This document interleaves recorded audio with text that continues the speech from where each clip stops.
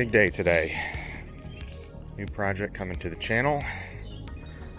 Just got to make a little bit of space in the old driveway and garage to work on these things for the next couple months. So, decided to take on a new project for the channel. It's really missing the vintage vibes. So, 993, if you've been following the channel, you know I had that. I loved everything about that car from a vintage standpoint, the sounds, the smells. So, we're gonna take on something new, kind of stay in the family, but a little more practical. So, trying to combine vintage feel with the fact that I still need a daily driver, need something to go get groceries, bring the kids to school, stuff like that. So, stay tuned, this is gonna be a good one. Probably the most ambitious project that I'm bringing to the channel so far. So, bear with me, I'm gonna learn along the way, but super excited.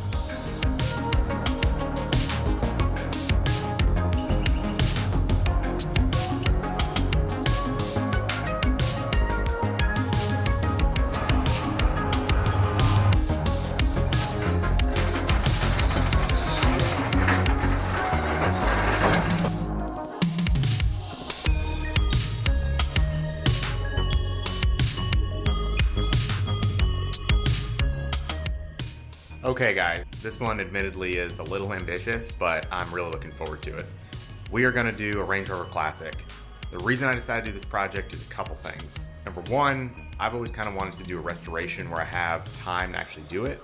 On all the previous builds, I've been trying to get them done to drive them in the mountains or for like an event, or in some cases like my Range Rover L320. It's an overland build that was a daily driver. The 993 was also a daily driver. So there's always kind of like this rush to get them done, get them complete, which certainly drives you to finish them quickly, but can also be a little bit stressful.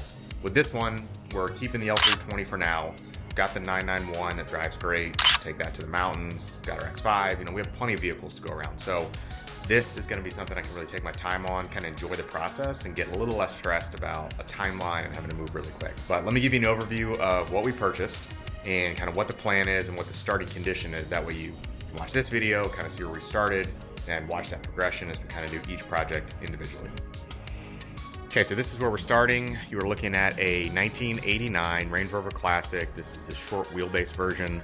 I went with a short wheelbase because, in my opinion, I think the car looks much more balanced. I know the long wheelbase Range Rover Classics are very popular. I just think that the proportions of the back of this car versus the front of this car, for my own taste, are just a little bit more proportional. The back of this car on the long wheelbase is a little long for my taste, and this just has plenty of room. So we bought this guy. This runs well. It's actually pretty sorted. The previous owner did a bunch of work, including installing a completely rebuilt transmission. So the benefit of this one is mechanically sound. Definitely has some cosmetic issues I'll walk you through in more detail. What we also purchased as a package deal is this guy out here. So this is also an 89 short wheelbase Range Rover Classic, and I bought him from the same guy. He sold him as a package. He bought him as a package. So the idea is that a lot of the cosmetic elements, like the rear doors or maybe a panel or two on the front quarter or the rear quarter, that are needed for the red one in terms of getting it ready for ultimately a little bit of body work and rust repair and a respray, are on this car. So we're going to swap any parts we need from this car into the red one.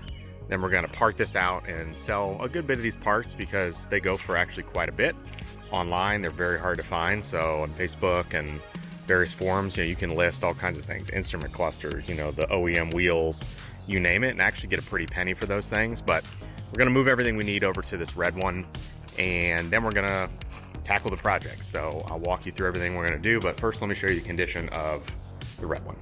All right, so starting front to back, front's in pretty decent shape. I'm not too worried about that because we're actually going to change out a lot of this stuff. Walk you through that in a sec. Hood is in pretty good shape. There is a little bit of rust obviously going on here, but it's not through the hood or anything like that. It's really just surface. It's obviously through the paint, through the clear coat, but generally speaking, the hood is in nice shape. There aren't any major dents or dings or like deep scratches or anything like that. So, and then the fit and finish in terms of panel alignment, things like that, is also really nice on the hood. So we're gonna keep that. Cowling is in nice shape. This front quarter also in very nice shape.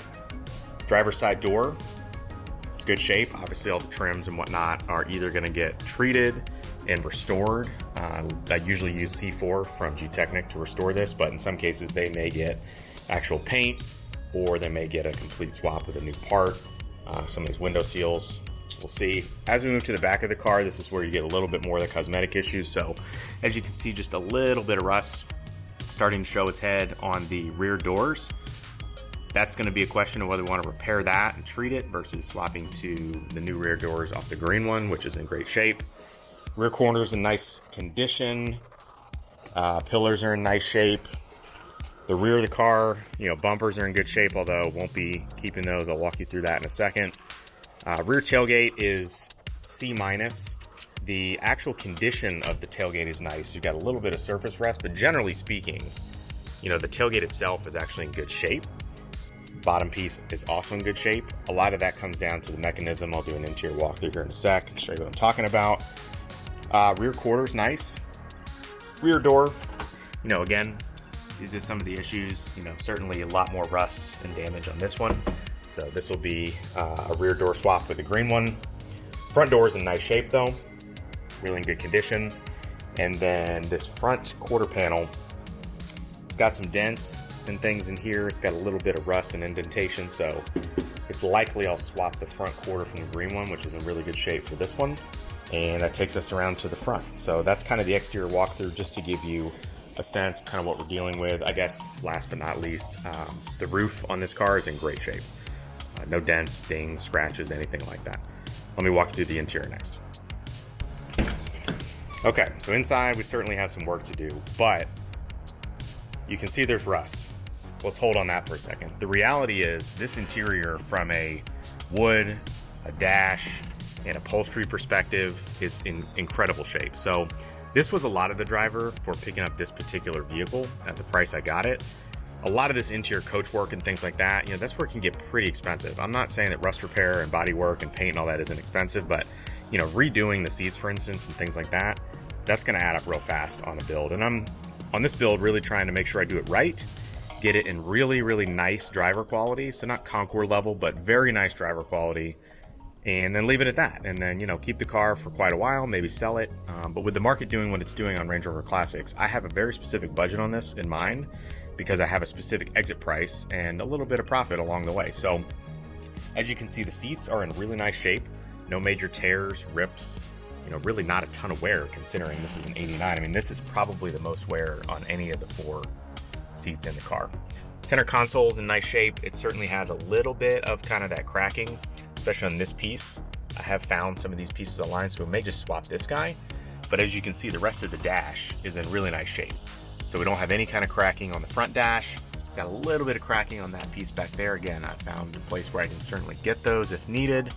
And then, steering wheel, instrument cluster, all really good shape. And you have to love that vintage instrument cluster. A lot of the reason I went with the 89 as opposed to early 90s, mid 90s, is I really like this vibe.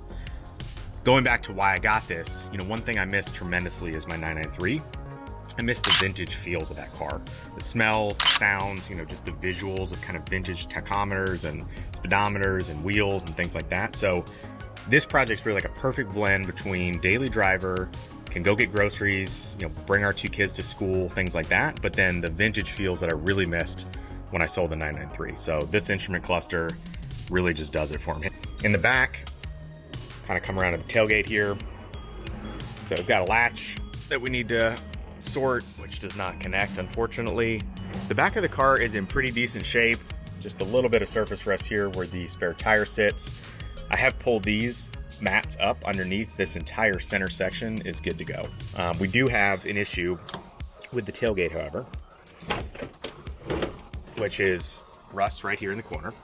And so if you know much about these cars, they weren't treated really on the underside of the car at all, which is fairly ridiculous considering what these cars were built to do. But nonetheless, as advanced as these were, the one thing Land Rover left out is treating the underbody of the car with any kind of coating or protection against salt and snow and rain and you name it. So this area, unfortunately, is going to need repair.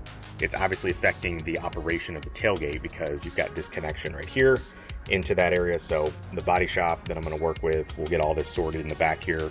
It is going to require some metal work. That is up. And then just Just give you a quick look at the back here. So like I said, really in nice shape. I had the carpets pulled for the purpose of kind of investigating rust areas, things like that.